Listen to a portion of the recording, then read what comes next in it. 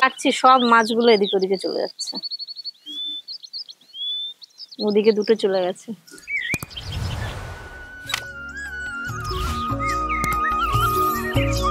নমস্কার, অনু feel food ব্লগে আপনাদের সবাইকে স্বাগত জানাই। আজ একটি নতুন রান্নার রেসিপি নিয়ে চলে এসেছি। এই গাছের লাউ পাতা দিয়ে নদীর কই মাছ রান্না করব ভাপা। তো প্রথমে পাতাগুলো কেটে নেব আমি।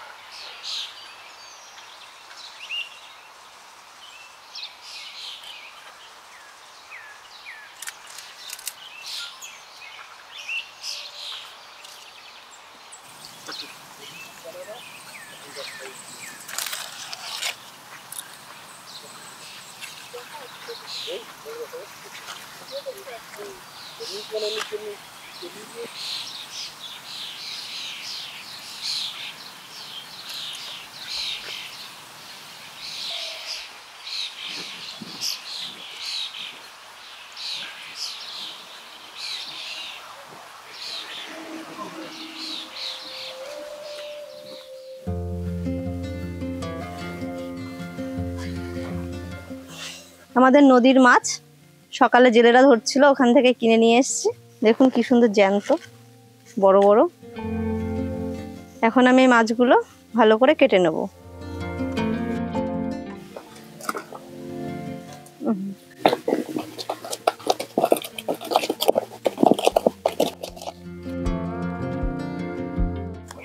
ছাই দিয়ে এই মাছ কাটতে সুবিধা হয় এবং খুব তাড়াতাড়ি কাটা হয়।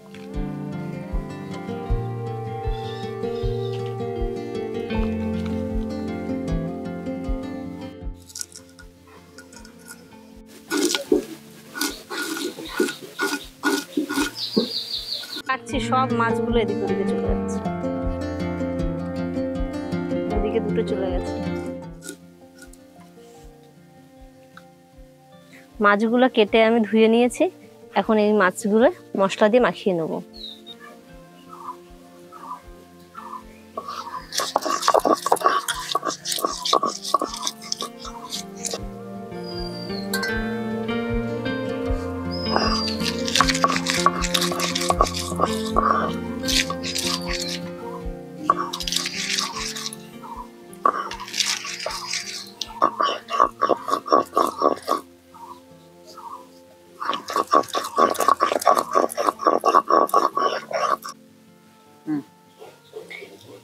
এইভাবে লাউ পাতাগুলো আমি বেছে নেব।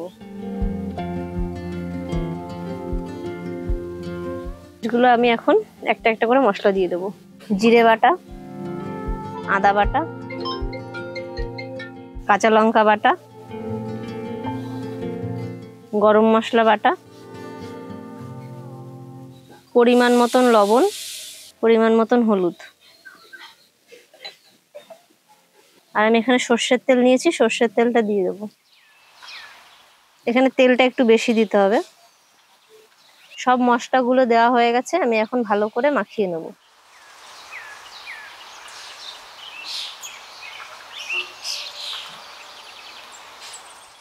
ওইভাবে আমি 5 মিনিট ঢেকে রেখে দেবো।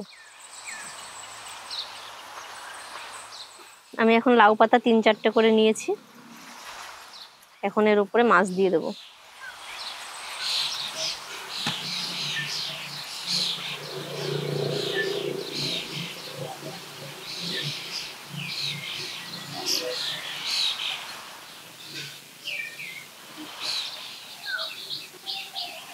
এখন এইভাবে ভালো করে পেঁচিয়ে আরো লাউ পাতা দিয়ে বেঁধে নেব।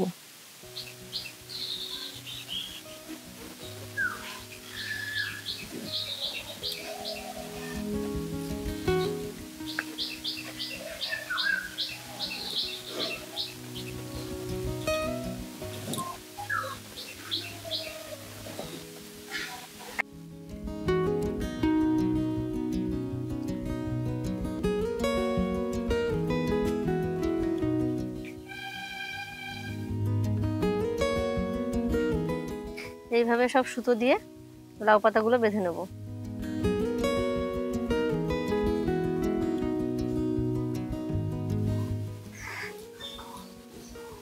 ভাত অর্ধেক হয়ে গেছে, আমি এখন ভাতের মাঠটা কিছুটা ফেলে দেবো।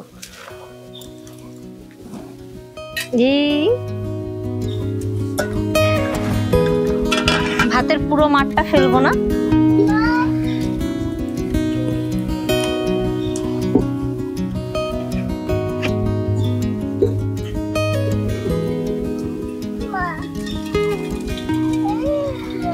এই মাছটা ভাতের মধ্যে দিয়ে দেবো।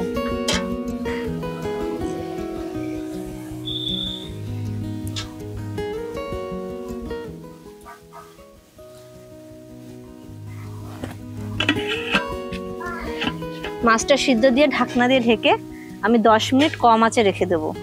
আর ভাতের হাঁড়ির নিচে যে মাঠটা আছে ওই মাঠটাও 10 মিনিটে শুকিয়ে যাবে এবং মাছটাও ভালো সিদ্ধ হয়ে যাবে। আপনারা এইভাবে বাড়িতে করবেন। 10 মিনিট হয়ে গেছে, এখন হাঁড়িটা নামিয়ে দেবো।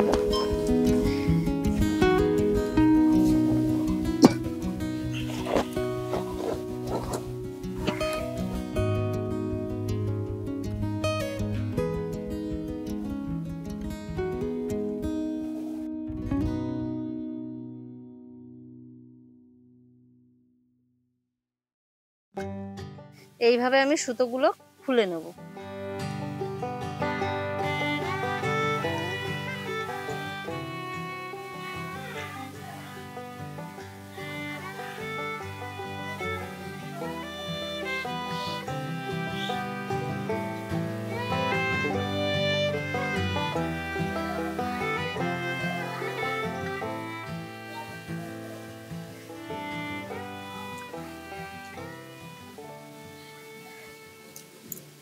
দেখুন মাছটা কতটা নরম হয়েছে এবং সিদ্ধ হয়ে গেছে সুন্দর।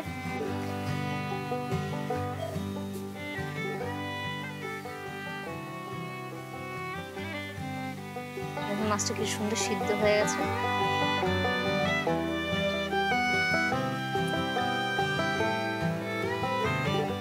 খুব সুন্দর হয়েছে, আপনারাও এইভাবে বাড়িতে ট্রাই করবেন, আশা করি ভালো লাগবে। ভালো লাগলে লাইক কমেন্ট শেয়ার করবেন, সাবস্ক্রাইব করবেন।